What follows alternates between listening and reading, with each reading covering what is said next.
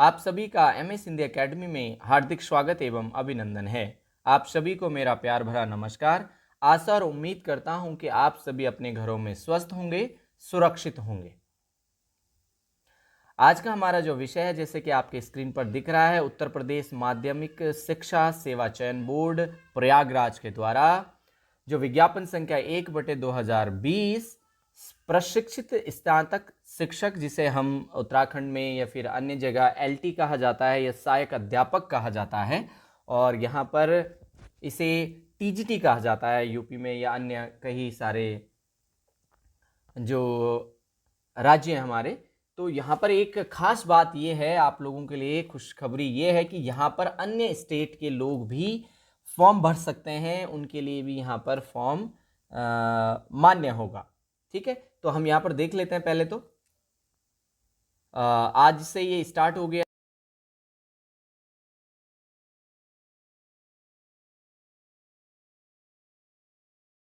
बहुत अच्छा मौका है, हमारे सभी लोग इसका इंतजार कर रहे थे। जो शिक्षक बनने का एक सपना होता है, उसके लिए ये पहली सीढ़ी आपके पास है। और बड़ी खुशखबरी है कि बथेरे पोस्ट, जो पोस्ट यहाँ पर है वो बहुत सारी हैं, 12,913 पद हैं। ये अलग अलग विषय के अनुसार होगा, जिसे हम आगे डिस्कस करेंगे कि क्या रहेगा।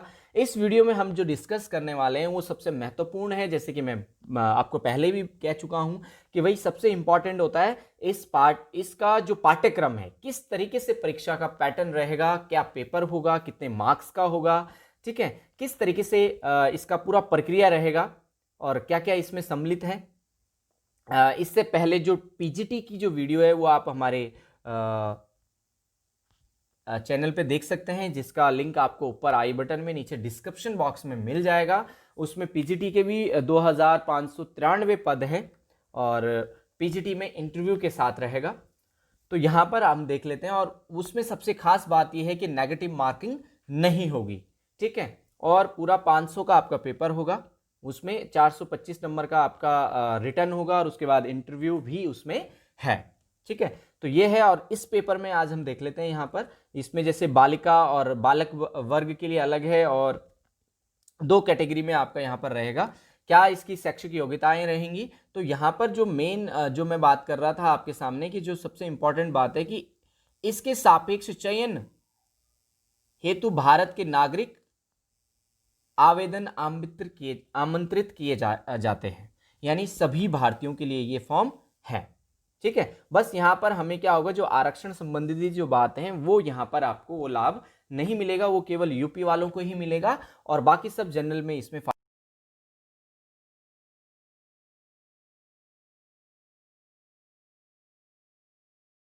ही फॉर्म भरेंगे। ये साइड है, यहाँ पर देख लीजिए आप, और इस साइड में हम देख रहे हैं कि ये बहुत ज़्यादा बिजी जा रही है। तो इसकी एक दूसरी साइड है, शिक्षा करके है,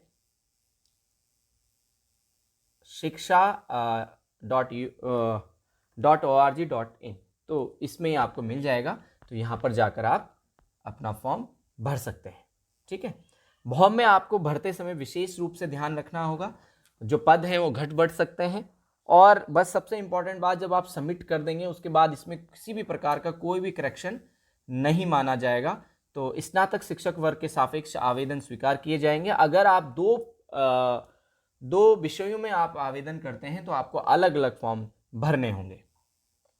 भाषा संबंधी प्रश्न पत्र उन्हीं भाषाओं में होंगे जिस भाषा में आप भर रहे हैं, जैसे अंग्रेजी, उर्दू या संस्कृत, तो वो उसी भाषा में पूरा पेपर आएगा, ठीक है। हिंदी का, संस्कृत का, अंग्रेजी का और उर्दू का, ये उसी भाषा में रहेंगे जो भाषा संबंधित हमारे अध्यापक भरना चाहते हैं। और इसमें हम देखते हैं कि स्नातक में केवल और केवल, यहाँ पर आप देख लीजिए, केवल आपका लिखित परीक्षा ही आधार माना जाएगा और इसके आधार पर ही आपकी मेरिट बनी जाएगी। जबकि उसमें हमने देखा कि इंटरव्यू भी रहेगा और इसमें केवल इंटरव्यू नहीं होगा। तो ये आपके लिए अच्छी बात है, आप अच्छी तैयारी कीजिए। मैं आपको पहले भी कह रहा था, निरंतर मैं आप लोगों को कहता रहता हूं कि भाई आप निरंतर तैयारी में लगे रहिए, बाकी चीज़ें छोड़ दीजिए। आपका जो टारगेट है उसे सेट कीजिए, पाठ्यक्रम को समझिए और सिलेबस के अकॉर्डिंग अपनी अच्छे से स्टडी कीजिए।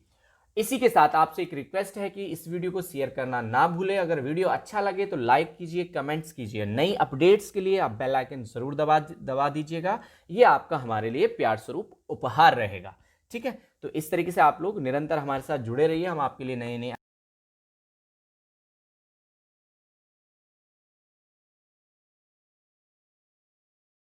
% जो वेटेज होता है विभागीय भर्ती जो रहेगी उसके लिए थोड़ा सा यहाँ पर 10% जैसे उत्तराखंड में भी होता है, अन्य स्टेट में भी होता है सीधी भर्ती और 10% विभागीय भर्ती, तो यहाँ पर वो भी रहेगा, यहाँ पर वो चीज़ें आपको देखना होगा।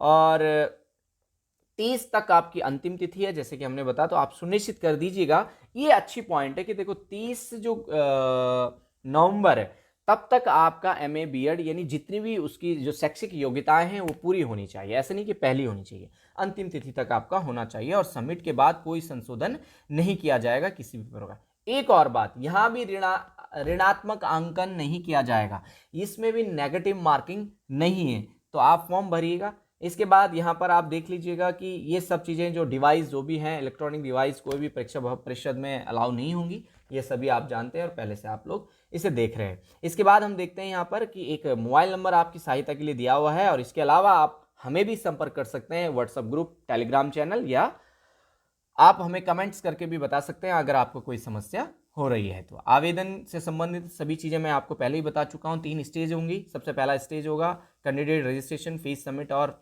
फॉर्म का सबमिशन, ठीक है, तो ये 3 चीज़ें 3 कैटेगरी में आपको भरना होगा और जो भी चीज़ें आप भरोगे ध्यानपूर्वक भरें, उसमें किसी भी प्रकार से सबमिट के बाद कोई भी उसमें बदलाव नहीं किया जाएगा, तो इन चीज़ों का आप विशेष रूप से ध्यान दीजिए। आप फीस पर हम बात कर लेते हैं। देखो सामान्य कैटेगरी है और योग कुछ इसमें ऑनलाइन प्रक्रिया का चार्ज भी जोड़ा गया, तो जो जनरल कैटेगरी है उसके लिए 750 है। EWS ये आरक्षण संबंधी सभी स्टेट के लिए ही लागू होंगे, बाकी किसी के लिए नहीं होगा, तो आप 750 मानकर चलिएगा। इसके बाद यहाँ पर स्वतंत्र सेनानी, महिलाएं, ये सब कैटेगरीज हैं, तो उसके लिए भी ये प्रावधान है, आप यहाँ पर स्क्रीनशॉट देखकर भर सकते हैं, ठीक है। तो इसके बाद हमारा फॉर्म सबमिट हो जाएगा। इसमें आप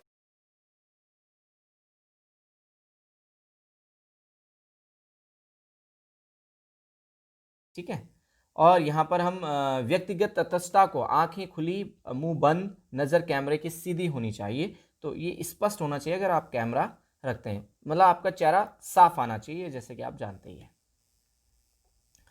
रिक्त पदों का हम यहाँ पर देख लेते हैं कि क्या है, तो रिक्त पदों की संख्या आप यहाँ पर समझ लीजिएगा कितनी है, तो ये है 12,913। बहुत होते हैं, ये भी कैटेगरीज में है, बालक बालिका, तो ये आप देख सकते हैं। सभी आयु सीमा आप 21 से कम नहीं होनी चाहिए, 1 जुलाई।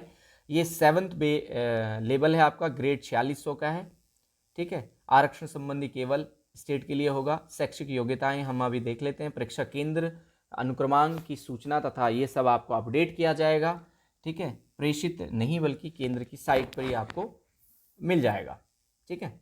भर्ती प्रक्रिया हम देख लेते हैं। शैक्षिक चयन मात्र क्या होगा, लिखित परीक्षा आपकी यहाँ पर रहेगी जैसे कि हमने कहा, और इसके बाद हम देखते हैं लिखित परीक्षा में पद के चयन हेतु विषय पर आधारित सामान्य योग्यता, यानी विषय का जो सामान्य नॉलेज होता है उस पर ही आपकी एक लिखित परीक्षा होगी, जिसमें 500 अंकों का एकमात्र प्रश्न पत्र होगा, जिसमें से केवल 500 क्या होंगे, प्रश्न होंगे और 125 क्वेश्चन होंगे, उसमें 500 का वो अंक होंगे, उसके लिए एक अंक कितने का होगा, 4 नंबर का होगा, ठीक है। नेगेटिव मार्किंग है नहीं, तो जो तदहार्थ होते हैं यानी विभागीय जो शिक्षक होंगे उनके लिए ये 465 का होगा और उनके लिए एक प्रश्न जो होगा वो 3.72 अंक का होगा, तो ये आपको पता होना चाहिए। ये आपका प्रश्न पत्र का प्रारूप रहेगा, सामान्य होगा। अगर आपको किसी भी विषय का सिलेबस चाहिए तो आप हमें कमेंट बॉक्स में लिख लीजिए, हम आपको दे दीजिएंगे, या फिर आप टेलीग्राम चैनल या व्हाट्सएप ग्रुप से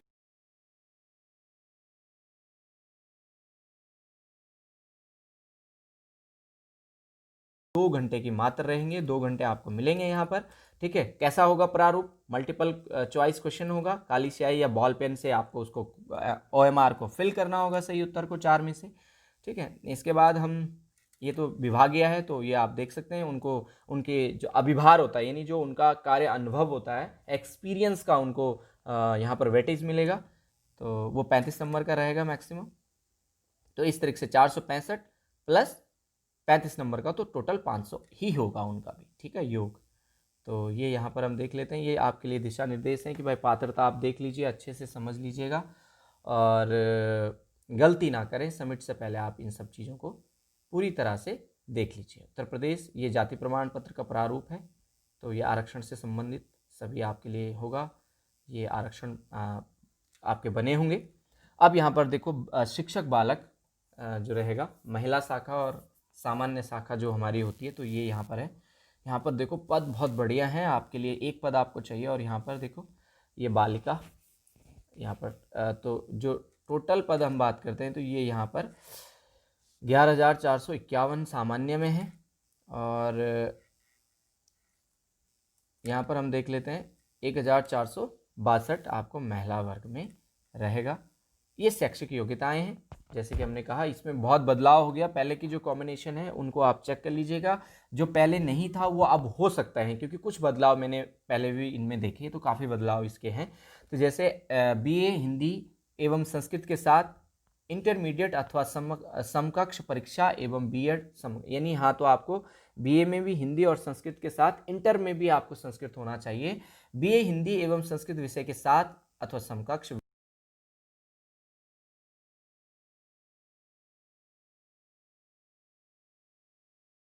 है।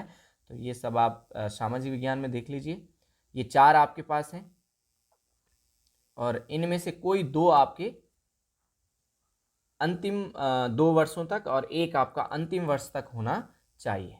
ठीक है, तो ये सब है यहाँ पर। तो ये था आपका आज का वीडियो, आशा करता हूँ आपको समझ में आया होगा, आप समझिएगा। कोई भी अगर आपको पूछना है तो आप कमेंट बॉक्स में लिखिएगा। वीडियो को शेयर करना ना भूलिएगा ताकि हम आपको लेटेस्ट अपडेट देते रहें।